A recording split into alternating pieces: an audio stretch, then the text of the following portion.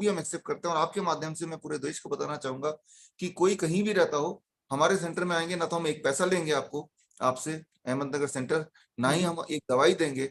और अभी तक और भगवान हमारे साथ है, हमें यकीन है कि कोई नहीं मर सकता। इस तरह का हमने एक माहौल, एक सिस्टम वहाँ बनाया हुआ है।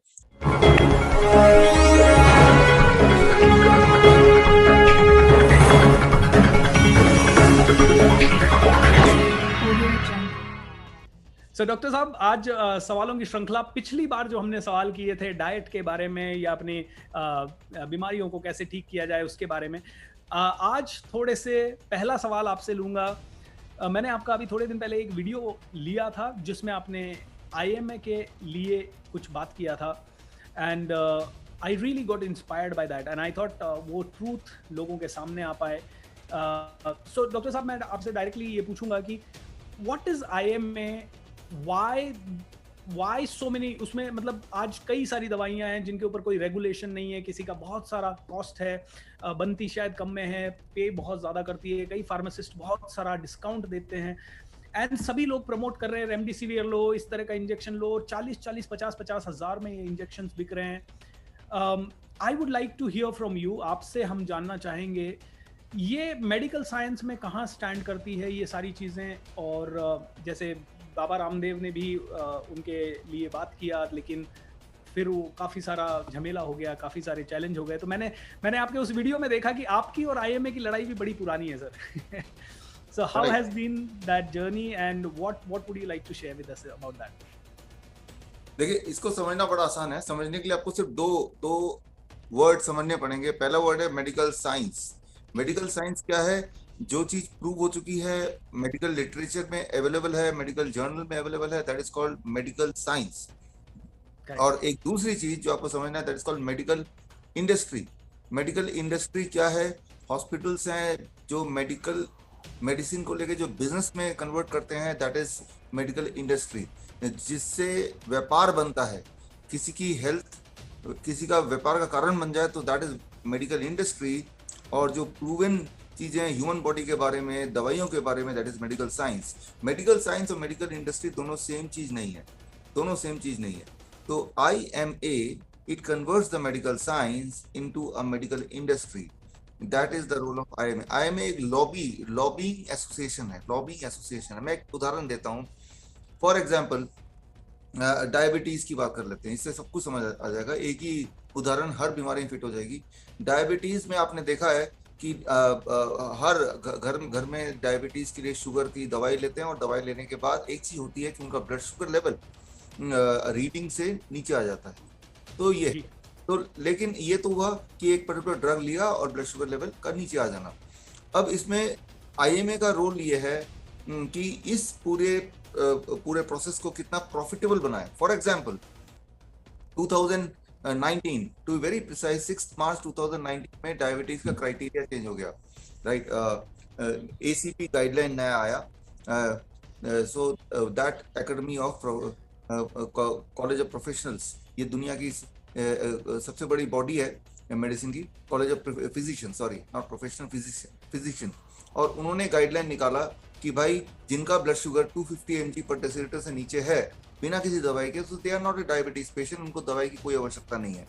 अब इस एक गाइडलाइन के आने से about 80 to 90% so called diabetes patient, उनको they should be free of medicine, क्योंकि मेडिसिन के बिना ही उनका ब्लड शुगर 250 से नीचे रहता है। इसका मतलब 80 to 90% डायबिटीज का जो व्यापार हो रहा था, जिसकी वजह से जो पेशेंट्स आ रहे थे वो कम आने लगेंगे, बिकॉज अब वो they are no more in the diabetes category. तो उनको डॉक्टर के पास ना तो जाने की जरूरत है, ना डॉक्टर के बताए हुए मेडिसिन को खाने की जरूरत है।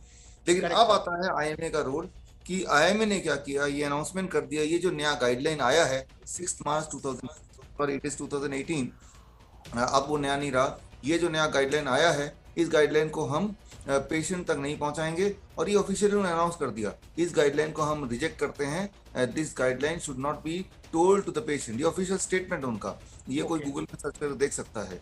यानी कि सारे के सारे जो फिजिशियंस हैं, डॉक्टर्स हैं, जो IMA से एसोसिएटेड हैं, उनको ये बोल दिया गया कि आप इस गाइडलाइन को लोगों तक नहीं भेजेंगे। अब लोगों तक नहीं भेजेंगे, इसका मतलब कि वो जो गाइडलाइन आया है, that is called medical science, उस मेडिकल साइंस को ब्लॉक किया गया। क्यों ब्लॉक किया गया? ताकि मेडिकल इंडस्ट्री जो ग्रो हो सके और उसके ग्रोथ में रिकॉर्ड जो बन रही थी वो गाइडलाइन रुकावट ना बन पाए। तो ये एक सिंपल सा एग्जांपल है कि जब भी कभी ऐसा कोई मेडिकल साइंस में उपलब्धि आती है जिसकी वजह से मेडिकल इंडस्ट्री को नुकसान पहुंच सकता है, तब लॉबिंग के लिए बीच में आता है what we call as IMA।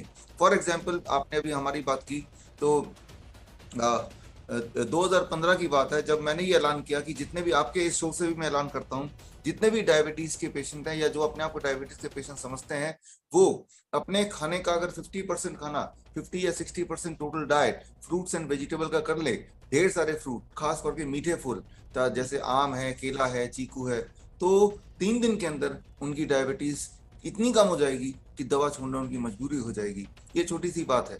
अब क्या है कि जैसे ही ये रिसर्च में लेके आया सामने, तो IMA हरकत में आ गया और IMA ने हर जगह या तो कंप्लेन किया या मेरे सेमिनार्स को ब्लॉक किए वहां धरना देके, या फिर टीवी के शो के माध्यम से मुझे एक झूठा इंसान क्वैक ये ठहराया ताकि लोग इस बात पे विश्वास ही ना करें और ये चीजें लोगों तक के घर तक ना पहुंचे। तो मैं जो लेके आया वो research that is for medical science, लेकिन उस साइंस से मेडिकल इंडस्ट्री को धक्का पहुंच रहा था, तो यहाँ पे रोल आता है IMA का, इंडियन मेडिकल एसोसिएशन।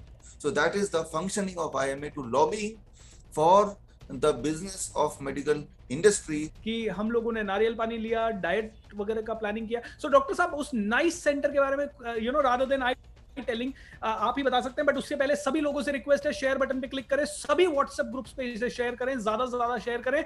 लाइव देखते हैं तो लोगों की एनर्जी बनती है, लाइव देखते हैं तो लोगों को समझ में आता है, इसलिए प्लीज डू दैट। डॉक्टर साहब इतनी बड़ी सर्विस कर रहे हैं, you have to do this service, please please requesting you.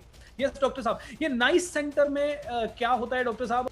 Nice का मतलब है network of influenza care experts, जो कि सर्टिफाइड मेडिकल न्यूट्रिशनिस्ट हैं और जिनको खास मैंने पर्सनलाइज ट्रेनिंग दिया है and 3 months training from Lincoln university. तो ऐसे हमारे अभी 550 एक्सपर्ट्स हैं पूरे भारत में। यूं मानिए कि हर डिस्ट्रिक्ट में एक एक्सपर्ट ऑन एवरेज हैं।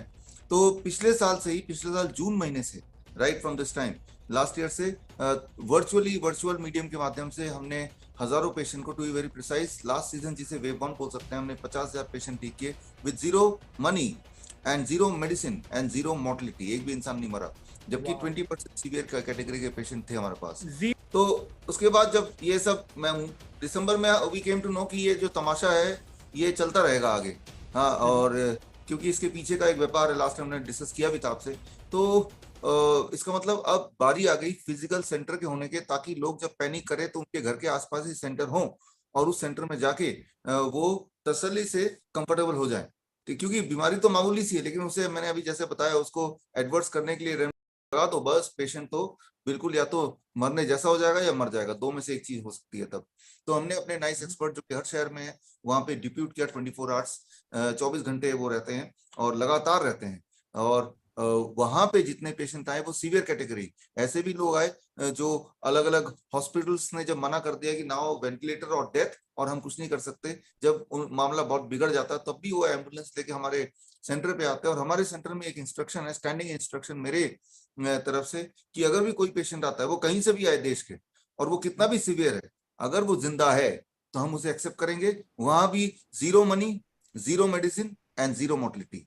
और वहां पे आईसीयू से छूटे हुए पेशेंट आते हैं जो आईसीयू में है, अब वेंटिलेटर में जा रहे थे, ऐसी स्थिति में भी आते हैं, तो भी हम एक्सेप्ट करते हैं। और आपके माध्यम से मैं पूरे देश को बताना चाहूंगा कि कोई कहीं भी रहता हो, हमारे सेंटर में आएंगे ना तो हम एक पैसा लेंगे आपसे, अहमदनगर सेंटर, ना ही हम एक दवाई देंगे।